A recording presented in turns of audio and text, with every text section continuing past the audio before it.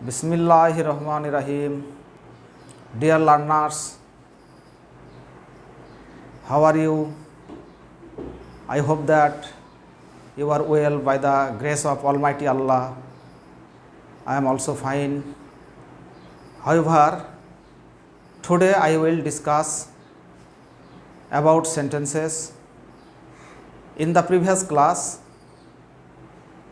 I have discussed with parts of sentence. Okay. Today I will discuss with sentences. তোমরা তো sentence সম্পর্কে এর আগে একটা সম্যক ধারণা পেয়েছো, তাই না? আমি পূর্বে ক্লাসে সেন্টেন্স পার্টস অফ সেন্টেন্স নিয়ে আলোচনা করেছি। সেখানে আমি কি বলেছি জানো? সেন্টেন্স কাকে বলে? যে সবিন্যস্ত পদ সমষ্টি দ্বারা বক্তার মনোভাব পরিপূর্ণভাবে প্রকাশ পায় তাকে সেন্টেন্স বলে। সেন্টেন্স হতে গেলে অবশ্যই সবিন্যস্ত হতে হবে। এলোমেলো করে কখনো ওয়ার্ড লিখলে সেটা সেন্টেন্স হয় না। ইংরেজিতে আমরা বলতে পারি a sentence is a group of words expressing a complete sense or meaning. তাহলে সেন্টেন্স হতে গেলে একটা গুচ্ছ শব্দগুচ্ছ থাকতে হবে, কিন্তু সেটা হতে হবে মিনিংফুল। আমি এলোমেলো করে কোনো কিছু লিখলাম যেমন টু ফিল্ড রান, এটা কি কোনো সেন্টেন্স হলো বলো তো? এটা তো একটা শব্দগুচ্ছ, কিন্তু না, এটা কোনো সেন্টেন্স না। সেন্টেন্স হতে গেলে অবশ্যই সবিন্যস্ত হতে হবে। যেমন বাংলাতে আমরা শিখেছি একটা সেন্টেন্সের তিনটা যোগ্যতা থাকে, আকাঙ্ক্ষা, আসক্তি, তিনটা বিষয় থাকে, সেটা হচ্ছে একটা আকাঙ্ক্ষা, আসক্তি এবং যোগ্যতা। এটা বাংলার বিষয়, যাই হোক ওই বিষয়ে আমি যাচ্ছি না। তা ইংরেজিতে সেন্টেন্স হতে গেলে তাকে সবিন্যস্ত হতে হবে। যেমন এখানে লক্ষ্য করো, আমি একটা উদাহরণ লিখে রাখছি এখানে, Abdullah goes to school everyday. Abdullah প্রতিদিন বিদ্যালয়ে যায়। এটা একটা সবিন্যস্ত সেন্টেন্স, কেননা এখানে আবদুল্লাহ এটা হলো সাবজেক্ট, গোস এটা হলো ভার্ব। এটা কি বলো তো? আমরা কি বলেছিলাম পার্টস অফ সেন্টেন্সে? কি ভার্বকে হাউ, হোয়ার, হোয়েন দ্বারা প্রশ্ন করে যে উত্তর পাওয়া যায় সেটা কি? সেটা হচ্ছে অ্যাডজান্ট। টু স্কুল এটা ফ্রেশ, এভরিডে সিঙ্গেল ওয়ার্ড, কিন্তু দুটোই অ্যাডজান্ট। এটাও অ্যাডজান্ট, এটাও অ্যাডজান্ট, এখানে দুটোই অ্যাডজান্ট। তাহলে আমরা কি জানলাম? সেন্টেন্স হতে গেলে অবশ্যই সেটা সবিন্যস্ত হতে হবে। সবিন্যস্ত ছাড়া সেটাকে আমরা সেন্টেন্স বলতে পারি না। উৎপত্তি অনুসারে সেন্টেন্স হচ্ছে 5 প্রকার, অ্যাকর্ডিং টু অরিজিনাল। উৎপত্তি অনুসারে সেন্টেন্স 5 প্রকার। সেটা কি কি জানো? অনেকে হয়তো জানো, অনেকেই জানো না, মনে নাই, এই মুহূর্তে হয়তো মনে পড়ছে না।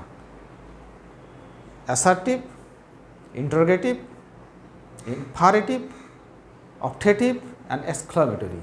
এই সেন্টেন্স হচ্ছে 5 প্রকার। এটা হচ্ছে উৎপত্তি অনুসারে। আর গঠন অনুসারে সেন্টেন্স হচ্ছে 3 প্রকার। গঠন অনুসারে সেন্টেন্স 3 প্রকার, অ্যাকর্ডিং টু স্ট্রাকচারাল সেন্টেন্স 3 প্রকার: simple sentence, complex sentence and compound sentence. Simple, complex, compound very very important part. কারণ আমরা সিম্পল, কমপ্লেক্স, কম্পাউন্ড সম্পর্কে যদি আমরা ভালো ধারণা না থাকে তাহলে অনেক সময় আমরা সুন্দর সুন্দর বাক্য লিখতে সক্ষম হই না। আর যদি আমরা সেগুলো সম্পর্কে ভালো ধারণা থাকে, সেগুলো স্ট্রাকচার সম্পর্কে ভালো ধারণা থাকে, তাহলে অবশ্যই আমরা অনেক সুন্দর সুন্দর বাক্য লিখতে পারি। আমাদের দুটোই দরকার আছে। উৎপত্তি অনুসারে সেন্টেন্স 5 প্রকার, সেটাও দরকার আছে। গঠন অনুসারে সেন্টেন্স, সেটাও দরকার আছে। আমাদের আজকের আলোচ্য বিষয় সেন্টেন্স, সেটা হচ্ছে উৎপত্তি অনুসারে সেন্টেন্স। আর গঠন অনুসারে সেন্টেন্স এটা অন্য কোনো ক্লাসে আমি আলোচনা করব। তো যা হোক, আমি প্রথমে আসছি অ্যাসার্টিভ সেন্টেন্স। 1 নম্বরে অ্যাসার্টিভ সেন্টেন্স। অ্যাসার্টিভ সেন্টেন্স হচ্ছে বর্ণনামূলক বাক্য, যে সেন্টেন্স দ্বারা কোনো বর্ণনা বা বিবৃতি প্রকাশ পায় সেটা হচ্ছে অ্যাসার্টিভ সেন্টেন্স, বর্ণনা। যেমন I play football in the field, আমি খেলা করি, খেলার একটা বিবরণ দেওয়া হচ্ছে, খেলা করার। কিন্তু এই সেন্টেন্সকে, যেমন এখানে লেখা আছে I play in the field, Tohid does not like meat, Tohid মাংস পছন্দ করে না। তার মানে এই বাক্যটার দ্বারা দেখো এখানে কী করা হচ্ছে বলো তো, এটার দ্বারা কোনো কিছু স্বীকার করা হচ্ছে। আর এখানে দ্বিতীয় বাক্য আছে, এখানে দ্বারা কোনো কিছু অস্বীকার করা হচ্ছে। তার মানে কি, যেটা দ্বারা কোনো কিছু স্বীকার করা হয় সেটা হচ্ছে অ্যাফার্মেটিভ সেন্টেন্স, হাঁ বোধক বাক্য। আর যেটা দ্বারা কোনো কিছু অস্বীকার করা হয় সেটা হচ্ছে নেগেটিভ, অর্থাৎ না বোধক বাক্য।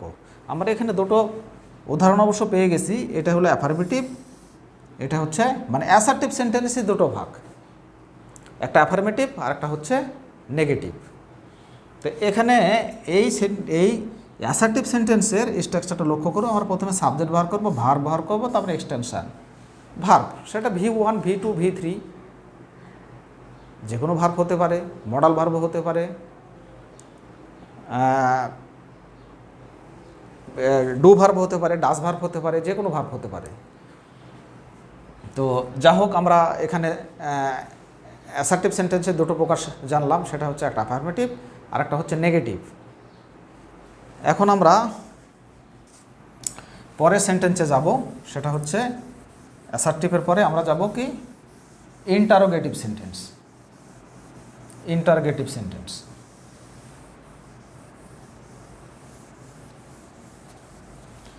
ইন্টারোগেটিভ সেন্টেন্স কাকে বলে জানো? যে সেন্টেন্স দ্বারা কোনো প্রশ্ন জিজ্ঞেস করা হয় সেটা হচ্ছে ইন্টারোগেটিভ সেন্টেন্স। তা আমরা প্রশ্ন দুইভাবে জিজ্ঞেস করতে পারি। একটা হচ্ছে আমরা WS কোশ্চেনের মাধ্যমে, আর একটা হচ্ছে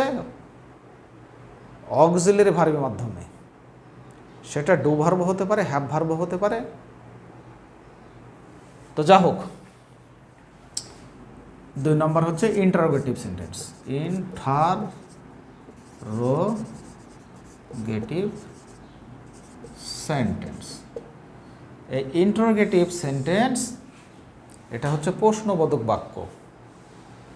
প্রশ্নবোধক বাক্য ইন্টারোগেটিভ সেন্টেন্স আমি বললাম কি WS কোশ্চেন দিয়ে শুরু হবে অথবা অক্সিলারি ভার্ব শুরুতে থাকবে।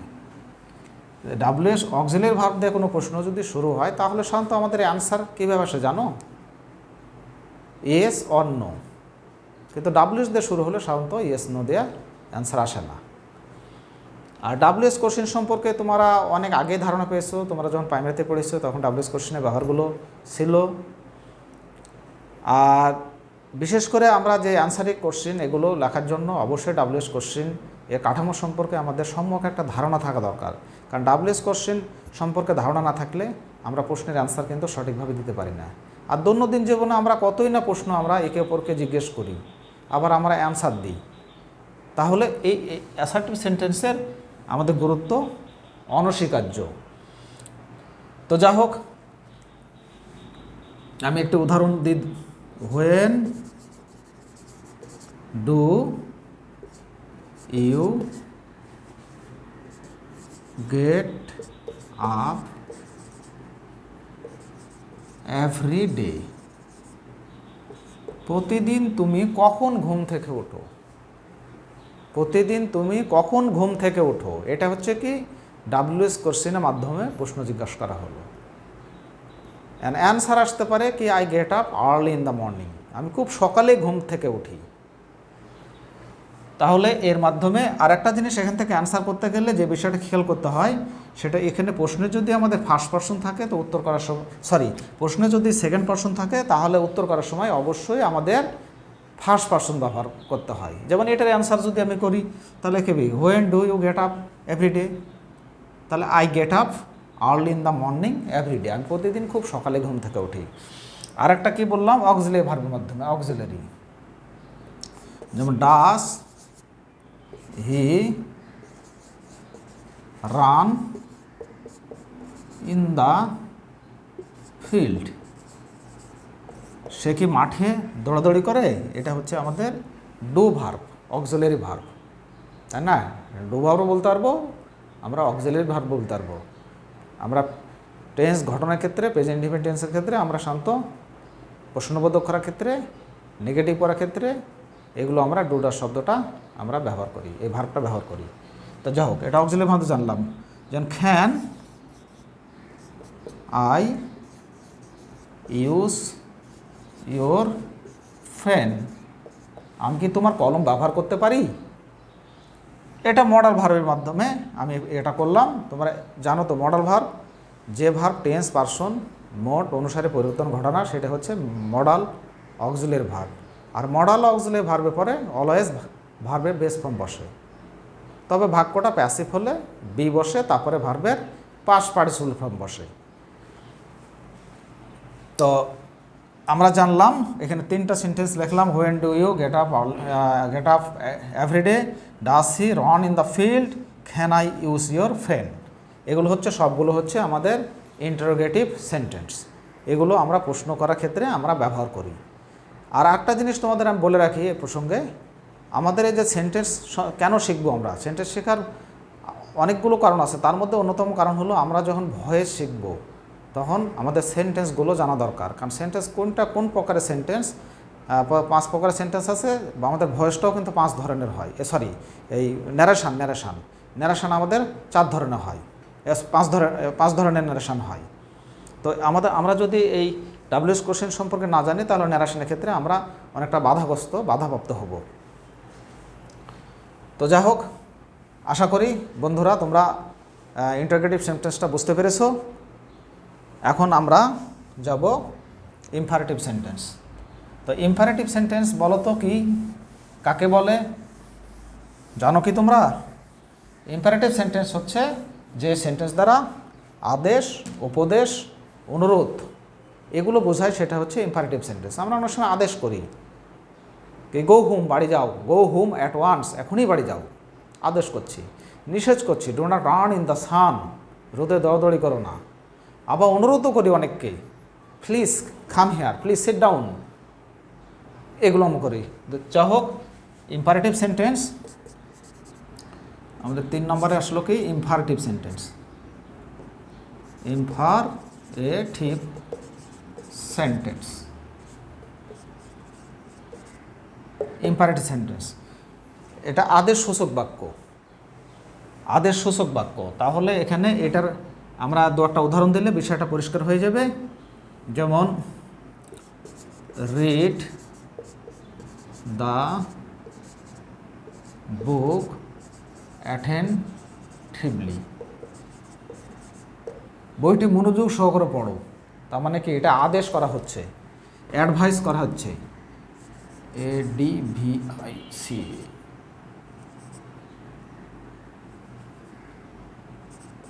এটা কি করা হচ্ছে, এটা দ্বারা অ্যাডভাইস করা হচ্ছে, উপদেশ দেওয়া হচ্ছে কি মনোযোগ সহকারে পড়ো। অনেক সময় আমরা কি আমাদের বাচ্চাদের পরামর্শ দিই না, কি ভালো করে পড়ো, মনোযোগ সহকারে পড়ো।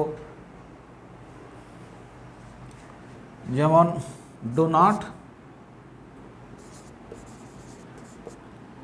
রান ইন দ্য সান, রোদে দৌড়াদৌড়ি করিও না। তার মানে নিষেধ করছি আমরা, কারণ এখন তো প্রচণ্ড রোদ, দাবদাহ চলছে। আমরা বাচ্চাদের নিষেধ করি না, কি বাবা রোদে যাইও না, দৌড়াদৌড়ি করো না। তো এটা কী করা হচ্ছে, নিষেধ করা হচ্ছে। তাহলে এটা হচ্ছে ফরবিড। তাহলে নিষেধ করাও হতে পারে, আবার অনুরোধ হতে পারে। যেমন please come here, please come here, দয়া করে এখানে এসো। তাহলে এটা দ্বারা কি রিকোয়েস্ট বোঝাচ্ছে, এটা দ্বারা আমাদের রিকোয়েস্ট বোঝাচ্ছে। আমি আবারও বলি, একটু রিভিউ করি, যে সেন্টেন্স দ্বারা আদেশ, উপদেশ, অনুরোধ এগুলো বোঝায়, সেটা হচ্ছে ইম্পারেটিভ সেন্টেন্স। ইম্পারেটিভ সেন্টেন্স আদেশ সূচক বাক্য। এটা গঠনটা শান্ত আসে, শুরুতে ভার্ব আসে, ভার্ব প্লাস এক্সটেনশন। এখন প্রশ্ন হলো, এখানে নেগেটিভের ক্ষেত্রে অবশ্য ডু নট শুরুতে আসবে, আর অনুরোধ বোঝালে সেক্ষেত্রে অবশ্যই প্লিজ শব্দটা সামনে আসবে। তবে শেষে যদি আমরা এই প্লিজ শব্দটা শেষে দিতে চাই, তাহলে অবশ্যই কি করব, কমা দেব, কমা ব্যবহার করব। তো যা হোক ডিয়ার লার্নার্স, তোমরা আশা করি বুঝতে পেরেছো ইম্পারেটিভ সেন্টেন্স। যে সেন্টেন্স দ্বারা আদেশ উপদেশ অনুরোধ বোঝায় সেটা হচ্ছে ইম্পারেটিভ সেন্টেন্স। আমরা এরপরে যাব যে সেন্টেন্সে, সেটা হলো অপটেটিভ সেন্টেন্স। অপটেটিভ সেন্টেন্স, তাই বলো তো অপটেটিভ সেন্টেন্স কাকে বলে? জানো তোমরা? যে সেন্টেন্স দ্বারা ইচ্ছা প্রার্থনা বোঝায়, ইচ্ছা প্রার্থনা এগুলো বোঝায়। আমরা প্রার্থনা করি না আল্লাহর কাছে সন্তানের জন্য, সে ইচ্ছা প্রার্থনা বোঝালে সেটা হচ্ছে আমাদের অপটেটিভ সেন্টেন্স। 4 নম্বর আমাদের কি আসলো? Optative sentence. অপটেটিভ সেন্টেন্স, তাহলে এটা হচ্ছে ইচ্ছা বা প্রার্থনা সূচক বাক্য। ইচ্ছা বা প্রার্থনা সূচক বাক্য, এটা ইচ্ছা বা প্রার্থনা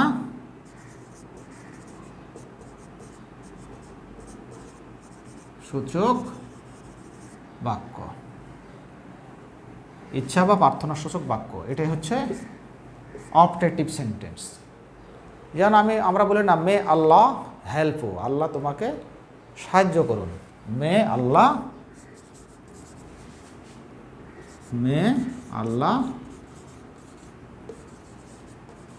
হেল্প ইউ, আল্লাহ তোমাকে সাহায্য করুন। আবারও বলি, মে ইউ কাম রাউন্ড সুন, শীঘ্রই তুমি সুস্থ হয়ে ওঠো। মে আওয়ার প্রেসিডেন্ট, অথবা বলতে লং লিভ আওয়ার প্রেসিডেন্ট, এটাও আমরা বলতে পারি এইভাবে, লং লিভ আওয়ার প্রেসিডেন্ট, আমাদের রাষ্ট্রপতি দীর্ঘজীবী হন। তো এগুলো হচ্ছে আমাদের কি অপটেটিভ সেন্টেন্স। অপটেটিভ সেন্টেন্স হলো ইচ্ছা প্রার্থনামূল বাক্য। আমরা যেমন সামনে তোমাদের এসএসসি রেজাল্ট হবে, তা আমরা এই ধরনের প্রার্থনা করতে পারি, may you get GPA 5 in the SSC examination. তার মানে কি, এটা প্রার্থনা বোঝাচ্ছে। তাহলে এটা হচ্ছে অপটেটিভ সেন্টেন্স। তা আশা করি বন্ধুরা অপটেটিভ সেন্টেন্স অবশ্যই তোমরা বুঝতে পেরেছো। এখন এরপরে আমরা যাব সর্বশেষ, যেটা সবচেয়ে গুরুত্বপূর্ণ, সেটা হচ্ছে এক্সক্লেমেটরি সেন্টেন্স। তো এক্সক্লেমেটরি সেন্টেন্স কি জানো তোমরা? এক্সক্লেমেটরি সেন্টেন্স দ্বারা আমাদের কি কোনো বিস্ময়, বিষাদ, দুঃখ, বেদনা এগুলো কিন্তু বোঝায় আমাদের, সেটা হচ্ছে আমাদের এক্সক্লেমেটরি সেন্টেন্স। 5 নম্বর হলো exclamatory sentence. Exclamatory sentence. Exclamatory sentence, exclamatory sentence যে সেন্টেন্স দ্বারা কোনো আনন্দ, দুঃখ, বিস্ময় এগুলো বোঝায়, সেটা হচ্ছে আমাদের এক্সক্লেমেটরি সেন্টেন্স। আমরা কিছু উদাহরণের মাধ্যমে, যেমন এলাস আই অ্যাম আন্ডার, হাই আমার পোড়া কপাল, এটা অনেক সময় বলি না আমরা যখন কোনো কিছুতে ফেলোর হই বা ব্যর্থ হই, তখন আমরা কি বলি, কি এলাস আই এম আন্ডার। আবার খেলায় যখন জিতি, ধরো বাংলাদেশ জিতে গেছে, তখন আমরা হুররে করে উঠি, hurray we have won the game, বাহ আমরা খেলায় জিতে গেছি, আনন্দ প্রকাশ করি আমরা। আরও আসতে পারে, যেমন how beautiful the moon is. আরেকটা জিনিস এখানে তোমরা মনে রাখবে, কি এক্সক্লেমেটরি সেন্টেন্সে অবশ্যই এক্সক্লেমেশন মার্ক, এই চিহ্নটা অবশ্যই ব্যবহার করতে হবে, তাহলে এক্সক্লেমেটরি সেন্টেন্স ভুল হবে। এক্সক্লেমেটরি সেন্টেন্স এটা আমাদের জানাটা খুবই জরুরি, কারণ দৈনন্দিন জীবনে এই ধরনের কথা আমরা সব বলে থাকি। যেমন হোয়াট এ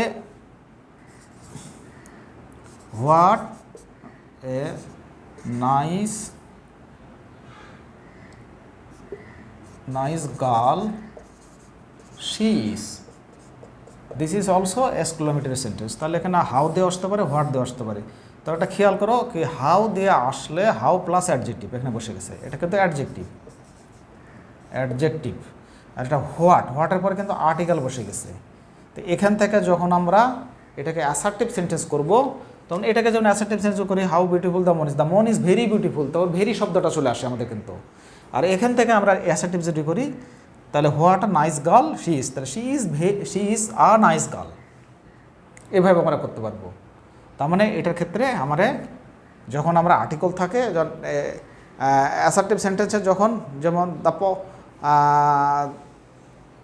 যখন আমরা বলতে পারি the girl is very beautiful, তাহলে এখানে এটাকে যদি আমরা এক্সক্লেমেটরি করি তাহলে কী হবে, how beautiful the girl is, what a big river the Padma is. এই ধরনের বাক্য আমরা সাধারণত ব্যবহার করে থাকি। যা হোক, আমরা অ্যাসার্টিভ সেন্টেন্স সম্পর্কে জানলাম। আর একটা বিষয় আমি তোমাদের দৃষ্টি আকর্ষণ করছি, সেটা হচ্ছে এই যে বইটা দেখছো, এই বইটা আমার লেখা বই। তো এখান থেকে আমি এখানে আমার বইয়ে মোটামুটি 53টা অধ্যায় আছে। তা আমি মনস্থির করেছি আল্লাহ যদি চান তাহলে আমি বইয়ের সবগুলো অধ্যায় প্রায় তোমাদের উদ্দেশ্য আমি মানে ক্লাস প্রোভাইড করতে চাই। আর এক্ষেত্রে তোমাদের সহযোগিতা একান্ত দরকার, কারণ তোমরা যদি সহযোগিতা না করো তাহলে হয়তো আমি ক্লাস কন্টিনিউ করতে পারবো না, আমি হতাশ হয়ে যাব। তো আমি চাইবো কি তোমরা আমার চ্যানেলে প্রবেশ করো এবং আমার চ্যানেলকে সাবস্ক্রাইব করো, এটাই আমার আশা প্রত্যাশা। আর তোমাদের যে ক্লাসগুলো ভালো লাগে তাহলে হয়তো তো অবশ্যই সাবস্ক্রাইব করবে। আর বইটার প্রয়োজন মনে হলে এই বইটা তোমরা নিতে পারো। এই বইটা আমি দুপারই দেখছি, বইটা কেন প্রয়োজন এসব বিষয়ে এই বইটা অত্যন্ত জরুরি। এই বইটা মূলত আমি লিখেছি, আর বইটার নামও পড়ে শোনাচ্ছি আমি, teachers advice basic English grammar and composition academic job and admission, written by Mohammad Tasir Uddin. আমার নিজস্ব পাবলিকেশান থেকে বইটা প্রকাশ হয়েছে। তো তোমরা যদি প্রয়োজন মনে করো তাহলে বইটা নিতে পারো, সেক্ষেত্রে আমার সঙ্গে যোগাযোগ করবে। আর আরেকটা কথা বলবো, যেহেতু আমি মানুষ টিচার অনেক পুরনো, অনেক দিন থেকে আমি শিক্ষকতা করছি, প্রায় 20, 25, 26, 27 বছর হয়ে গেল। কিন্তু অনলাইনে ক্লাস আমি এইমাত্র কয়েকদিন হলো আমি যুক্ত হয়েছি। তো আশা করি তোমাদের অনেক ভালো ক্লাস আস্তে আস্তে উপহার দিতে পারবো। তোমরা ধৈর্য সহকারে আমার ক্লাসগুলো দেখবা, এটা আমার কাম্য।